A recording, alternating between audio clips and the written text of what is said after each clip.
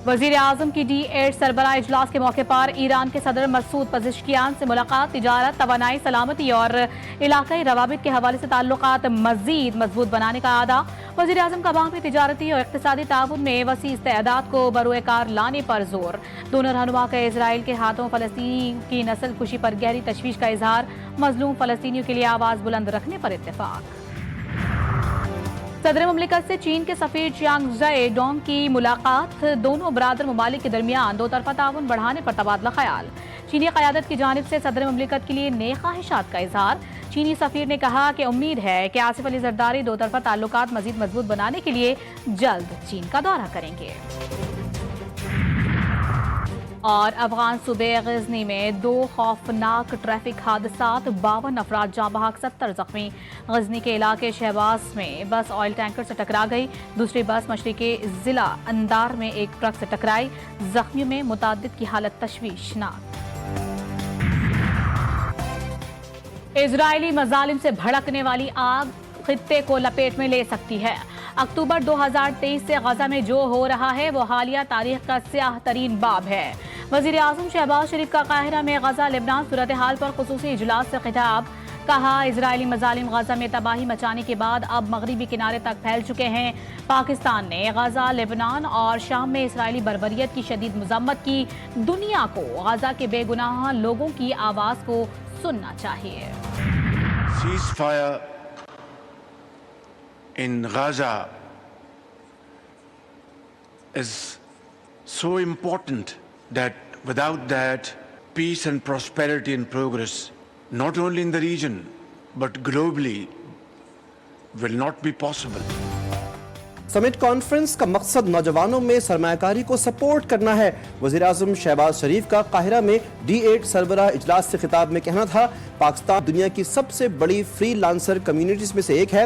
मसनूई जहानत, data analytics और cyber security से मुताल्लिक तरबीब फराहम की गई है। वज़ीर आज़म की इंडोनेशियन सदर और बांग्लादेश के चीफ एडवाइजर से मुलाकातें। दो तरफा ताल्लुकात पर बातचीत।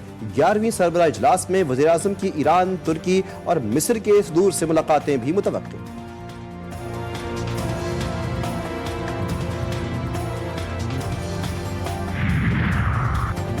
हुकूमत और PTI मामलात में अहम पेशरफ्त। विफाकी हुकूमत की जानिब से मुज़ाकरात के इशारे मिलने लगे। बैरिस्टर गौहर का असद कैसर से राबता। स्पीकर ऑफिस से ग्रीन सिग्नल मिलने के बाद PTI ने मुज़ाकरात के लिए TORs तैयार कर लिए। TORs में सियासी कैदियों की रिहाई और सियासी मुकदमात खत्म करने पर भी बातचीत होगी। तमाम TORs तैयार करके स्पीकर ऑफिस को भिजवाए जाएंगे। स्पीकर की जानिब से हुकूमत को तमाम तफसीलात इरसाल की जाएंगी। हुकूमती कमेटी कायम करेगी। सेनेट में अपोजिशन लीडर शिबली फराज बोले कि मुज़ाकरात करने हैं तो हुकूमत पहल करे। उमर अयूब ने कहा, हुकूमत मुज़ाकरात के लिए संजीदा रही।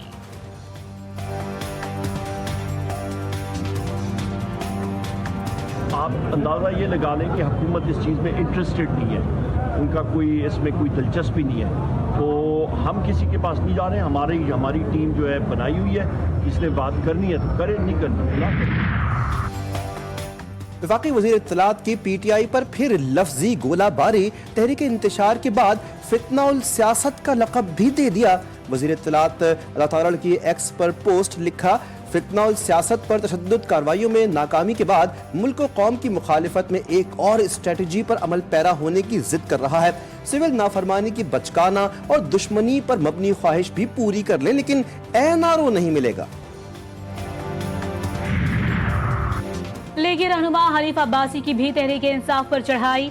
कहा, पाकिस्तान के खिलाफ अमेरिका में लॉबिंग फर्म बनाई गई। PTI गैर मुल्की ताकतों की मदद से मुल्क में अदम इस्तेहकाम चाहती है।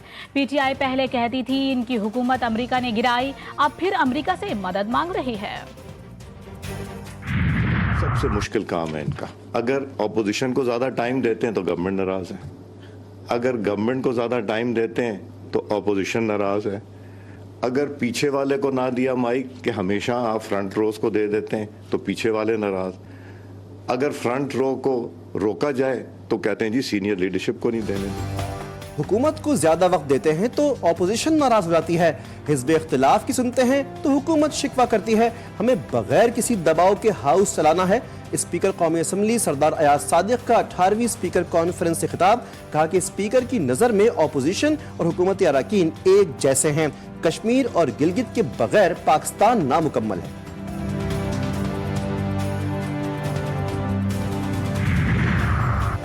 सेनेट इजलास में पारा चनार के मामले पर गर्मा गर्म बहस। सेनेटर अल्लामा राजा नासिर अब्बास ने पीटीआई को भी सूरत हाल का जिम्मेदार करार दे दिया। कहा, पारा चनार की बिगड़ती सूरत हाल पर हुक्मरान तबका तवज्जो नहीं दे रहा। कुर्रम की तबाही में पीटीआई का भी हाथ है। कुर्रम में डीसी की गफलत की वजह से हालात खराब हुए। विफाकी और सूबाई हुकूमत कातिलों को गिरफ्तार नहीं कर रही। विफाकी वजीर चौधरी सालिक हुसैन बोले, विफाकी हुकूमत मामले पर बड़ी वाज़ेह है। वजीर आजम की वाज़ेह हिदायत हैं, बताया जाए कहां विफाकी मदद की जरूरत है।